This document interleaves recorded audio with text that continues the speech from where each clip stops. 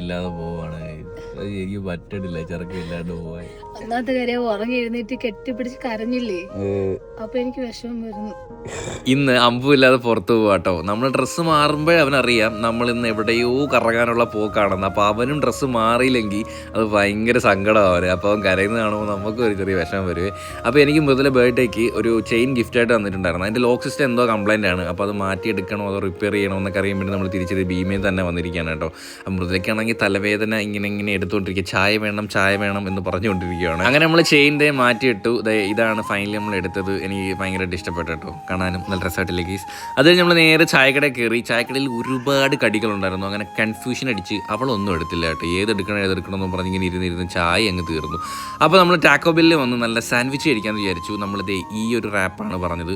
അടിപൊളിയായിരുന്നു കേട്ടോ, ഫില്ലിംഗ് ഒക്കെ ഒരു രക്ഷയായിരുന്നു. ഞാൻ ഫസ്റ്റ് ടൈമാണ് ടാക്കോ ബെല്ലിലെ സാൻഡ്വിച്ച് കഴിക്കുന്നത്.